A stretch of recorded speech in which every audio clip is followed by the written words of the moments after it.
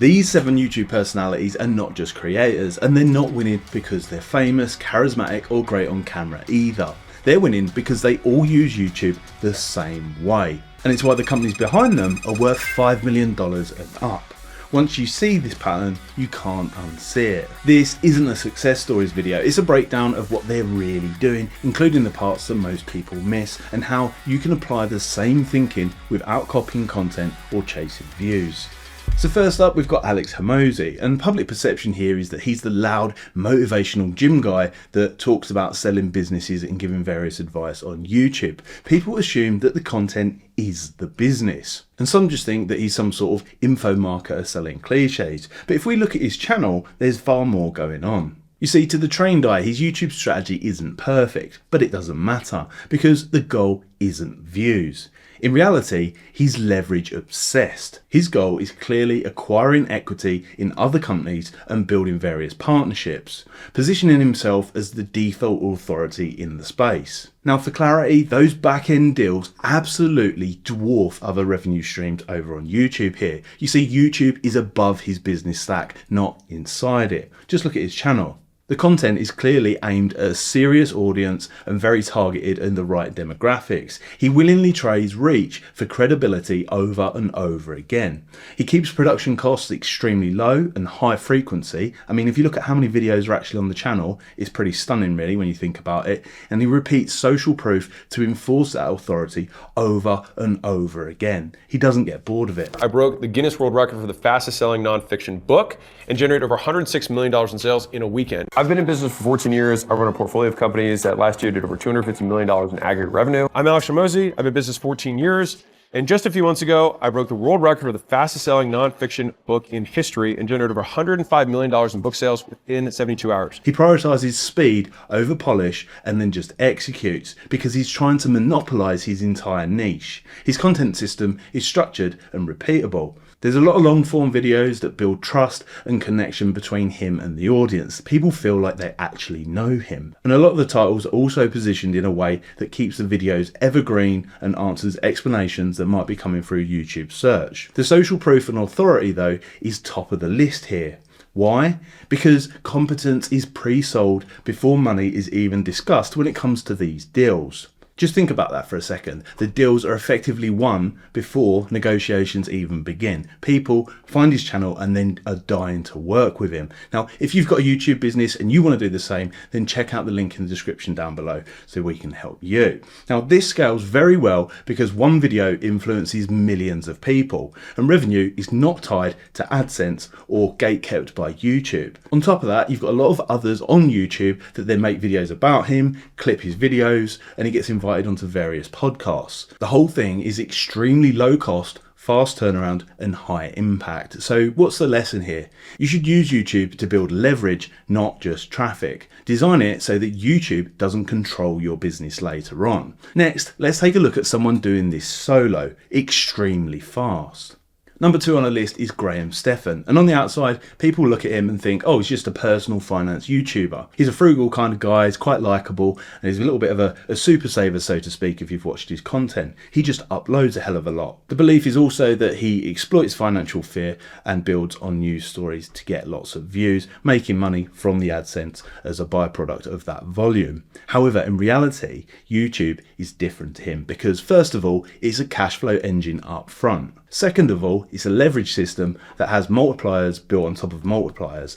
AdSense and sponsorships are just part of it. Let's take a look at his channel strategy further. He's playing the leverage game, but differently, because popular videos on his channel show that he's building a catalogue of evergreen inventory so that it has a long tail into the future. He does this via SEO terms and also big financial topics like Tesla. His latest videos tell a little bit of a different story because short term, he's just newsjacking. Now, if you don't know what newsjacking is, then basically it is a short-term strategy where you see a headline come up, you turn around some content as fast as you possibly can for that headline to catch the wave. But the most interesting thing here really is the ruthless speed and simplicity of his execution, because the whole thing is built as a maximum output system. For those of you who might have followed Graham a long time ago, he openly admitted to doing all of the videos, editing, scripting, the whole lot himself, and uploading 3 videos per week. And he kept that up for years. It's very tactical how he built the system, but that's not the only thing that's tactical, because if we look here, then he's also targeting the highest CPMs, meaning he's getting maximum dollars for the content that he does put out, targeting the highest value demographic that there is.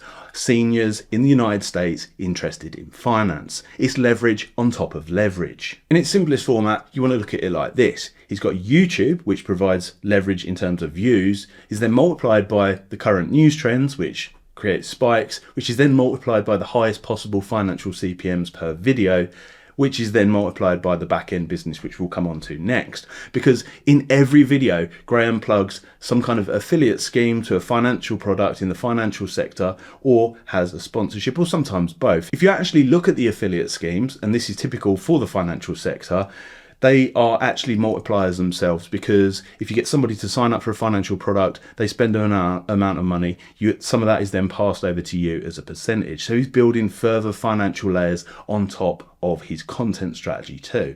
The content length is no mistake. At 15 minutes, Graham knows that this is probably the peak range for his typical video on his original channel. But I personally also believe it's why he went on to create the Iced Coffee Hour podcast, where you can have several hours worth of content with multiple ad rolls all through the video, and also multiple sponsorships. It just makes total sense. If you haven't realised yet, it scales very well because low overhead costs mean that you can turn around content extremely fast, and then YouTube provides the compounding growth. Output increases without complexity, which is really key here. The problem, however, is that Graham actually is the engine. Graham is also the bottleneck. So control protects the success and style of his content, but also it caps delegation. So the main takeaway from this particular channel is that systems beat talent when consistency compounds. So now let's look at our next shrewd operator on the list, Codie Sanchez. Who is she? The pretty face that talks about buying boring businesses. The assumption here is that she's a content creator with a newsletter perhaps, but if we look a bit deeper at her channel, you can see from the popular videos page that the real YouTube business is deal sourcing, similar to Hormozi, targeting wealthy people with business assets. Inbound deal flow is the target here, not AdSense. The content attracts sellers, buyers and partners. AdSense is just a byproduct. So her system works like this. The content creates credibility, which creates authority, and that means that she gets inbound opportunities. YouTube effectively replaces cold outreach, which is previously very expensive and less effective. Now, as viewership increases, so does demand, which means that there's more scarcity, and so she just gets to take the better options from the list of people that are applying. It scales well because it dramatically lowers the cost of sourcing in this sector and gives her the pick of the best opportunities. For clarity, one deal is worth years of AdSense, similar to Hormozi. So how can you make this work for you? Design content to attract off-platform leverage. Now, a very unique approach in a different world with similar principles and a familiar face that you probably recognize. You've probably seen this channel in the past, as Paddy Galloway is known as the views guy, particularly for entertainment channels on YouTube. He's very, very good at it. And the ordinary viewer might think that he makes money from affiliate plugs and also obviously has AdSense on the front end. So the assumption is lots of views equals lots of money, but it doesn't. Let's take a look at the channel itself. These views aren't worth a lot at all, probably in the $2 RPM range. The affiliate links that he plugs are similar, and I think this is probably why he's just left it for so long. The content strategy for Paddy is to repeat a successful format, leveraging big names and unpick their entertainment empires. The purpose is to build authority in his own name. And this is the real business, because very, very high price consulting come off the back of that. Think Red Bull, MrBeast and Jessa. His channel is proof for the 0.0001% of people that are actually watching, the decision makers. He's using YouTube to pre-qualify himself to future clients, which are worth a hell of a lot. The videos show he is systems orientated and knowledgeable, and shows that he values processes, frameworks and delegation, which big brands absolutely love. So his system is simple. Insightful breakdowns give him authority and credibility, which then allow him to pick the best leads. YouTube removes the need for pitch decks and selling himself. The leverage here comes from fast, low-cost production. Now, at the end of of this video, I'll show you exactly how you can do that yourself very easy with some AI systems. The videos on his channel give him very high reach and authority for this particular niche, and it gives him the chance to sell a high ticket product on the back end. The big win here is he built a channel to impress decision makers, not algorithms. He's very specifically targeted the right people with extremely deep pockets. Next, a very different approach, but similar at the same time. Now, if you're in the UK, you've probably seen Abdaal before. He's the friendly productivity YouTuber. He comes across helpful, calm, and trustworthy. He studied to be a doctor at Cambridge, don't you know? The assumption is that he just helps people be productive and shares various gadgets. However, if we look at the channel, the reality is a bit different. Real productivity is just doing one thing very well that really matters, not watching hours and hours of content and buying different gizmos. I don't think many realise just how much Abdaal is making from this. So why is this business so successful? How has he done so well just from repackaging cliches? The real business is a mixture. It's got digital courses and goods, high paying affiliate schemes like Trading 212, which you wouldn't expect to see with a productivity channel really, repeat subscriptions, and his systems that he's built in the process whilst creating this channel have been very, very smart. The first thing to note is targeting. Now, there was a massive COVID tailwind for productivity when he launched his channel and started in the first place. Ever since then, he's been email list building, so he can repeatedly retarget people out of public view. A lot of the time that comes via repeat subscriptions, which is again a multiplier and leverage in itself. But to achieve this, he's built a huge in-house base of systems. It starts with videos targeting a motivated audience with money.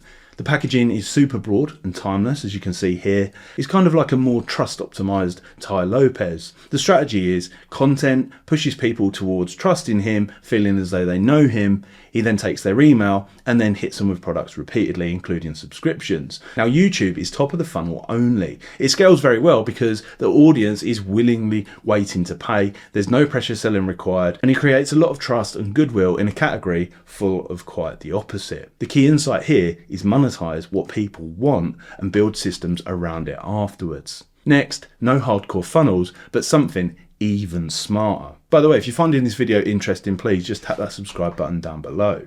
Number 6 on the list is Mark Rober. Now, the public perception here is that he's an ex-NASA engineer turned kids YouTuber. He's known for expensive viral science videos. The assumption is that massive views fund everything, except that's totally wrong. Let's look at the channel. It's genius, and yes, they are entertainment videos. He creates timeless content for a perfect customer. Kids with their parents paying for something educational repeatedly. Let that sink in for a minute. Now add the massive scale. The real business here is Crunch Labs, selling a $70 per month subscription box when he's getting 250 million views per month. There are also premium sponsorships, long-term brand deals, and evergreen IP that you might see appearing on Netflix, but the subscription is the banger. His system works like this. He creates evergreen videos with massive reach and a huge curiosity gap around topics that a lot of people would be interested in. The videos create the desire to participate in what he's actually doing in the video. This is also an opportunity for kids and parents to bond over whilst learning. Obviously something that adults want for their children and children are motivated to watch. So the product is sold inside the video as an experience. It's perfect alignment emotionally and also logically. He then just simply repeats what works with new videos. Scaling is simple. It's basically YouTube views multiplied by repeat subscriptions multiplied by emotional education. It's high retention and low churn. So the transferable lesson is recurring leverage dwarfs a one-off monetization deal. The right product is a huge multiplier. So it's probably worth taking some time to think about how you might want to adjust the products around your channel. Now, I want to look at this last one on the list differently because just about everybody on planet Earth knows him, MrBeast. Now, before we start, there's just too much to cover with this one, so this is not an exhaustive list. This is just a focus on the very top level business machine, not the spectacle. So the public perception is obvious. Big giveaways, viral videos, massive spectacle, big budgets. The assumption is virality equals everything. For a while, that might have also been true, but if we look at some of his channels, the real business shifted from creator to operator quite quickly. Building systems, teams, and infrastructure is at the core of what he does. Everything he does is leveraged and then repeated. Top level, his strategy is a multi-channel ecosystem, with the main channel being the brand's gravity and spectacle, what it's best known for.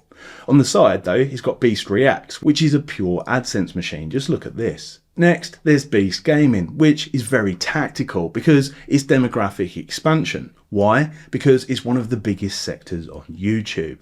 Then you've got Beast Philanthropy, which is great for building trust and image management. And across all of them, the same systems and teams are implemented and then pushing back to each other. The same thumbnail, same title strategy, same promotion machine. But the biggest thing of all is how he uses data and analytics. The YouTube systems that he uses are always similar. It's the targeting and products that are different. Why? Because the video data is the research and development phase for him. Effectively, he's testing before he launches. So the strategy is mass attention, analyze the data, iterate for what works, repeat, and then bolt on a product that aligns perfectly. YouTube is the lab, not the outcome. Everything scales because 1, the ecosystem feeds itself, and 2, the businesses and products are validated before they launch. Risk is massively reduced, output and speed is massively increased. So the big takeaway here is YouTube isn't the business, it's the leverage layer. Content can drastically reduce advertising costs, accelerate business, and create massive leverage. How you can do that right now though is all laid out in this next video here, so check it out. Thanks for watching.